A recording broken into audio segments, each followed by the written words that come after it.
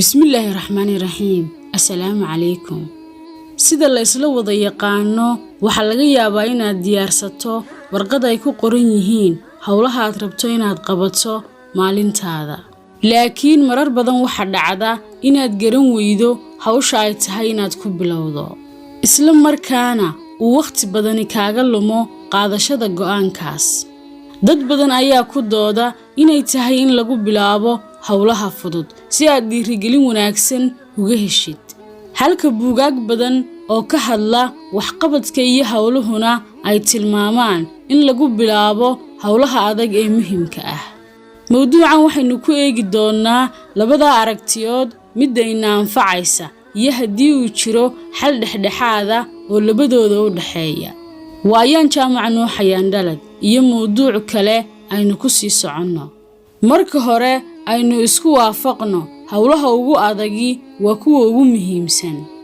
Laakiin haddii aad aragto hawl muhiim ah oo haddana fudud, waxa sax ah adigoo aan fakarin inaad toos u bilowdo. Sidaa cagsigeeda, haddii ay jirto hawl adag haddana aan muhiim ahayn, caqliga saliimka ahi wuxuu sheegayaa inaad ka tagto oo aanad isku hawlin. Aynu haddaba isbarbar dhigno hawlaha fudud iyo kuwa adag iyo waxay ku kala duwan yihiin ama ku kala wanaagsan yihiin. Faa'iidada ugu weyni ee ay leedahay ku bilaabidda hawsha fududi waxa weeye inaad ku bilaabayso firfircooni iyo niyad wanaagsan maadaama ay fududahay iska caabin badanna aanad kala kulmayn naftaada. Dhibaatooyinka ay leedahayna waxa ka mid ah inay ku tusto sawir been ah oo ku saabsan waxqabadka aad samaynayso. Laga yaabaa maanta inaad qabato 5 hawlood oo fudud sida inaad alaab ka soo qaado meel, inaad buug u geyso qof saaxiibka ah, inaad daawato filim aad in badan xiisaynaysay iyo wixii la mid ah.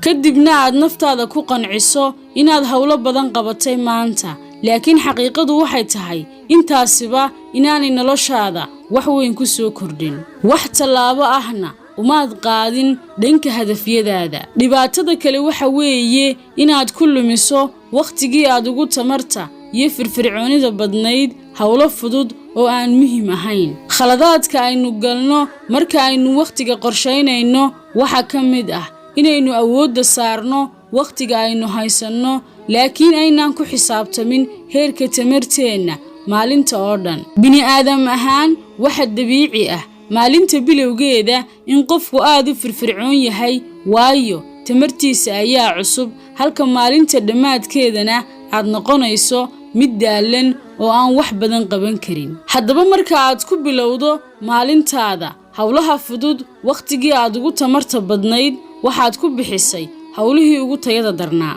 Waxaana dhacaysa marka aad ka dhammaato hawlaha fudud inaad hawlihii adkaa ee muhiimka ahaa ku bilaabayso tamar hoosaysa, taasoo keenaysa inay u muuqdaan kuwo ka adag sida ay yihiin. Ugu dambaynna waad ka caajisaysaa, maalinta dambena waad u dhiganaysaa.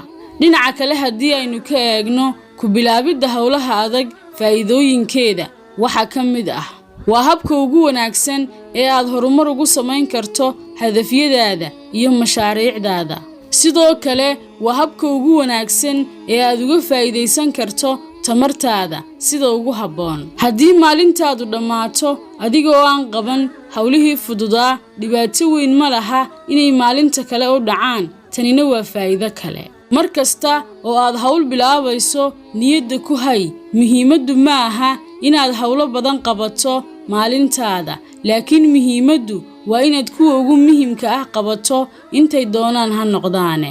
Hal dhibaato ayaa jirta oo ay leedahay ku bilaabidda hawlaha adagi, waana inay nafta ku adag tahay oo bilowga lagu caajisayo. Hawlaha muhiimka ahi sida caadiga ah waa hawlo adag, naftuna inta badan way ka warwareegtaa hawlaha adag ee ay dhibaatada kala kulmayso. Hal talo oo muhiim ah ayaad dhibaatadan bilowga ku xallin kartaa, waxayna noqonaysaa inaad hawl kasta oo adag u qaybiso dhowr qaybood, kadibna aad diiradda saarto qaybahaas yaryar adigoo aan si guud u eegayn hawsha weyn.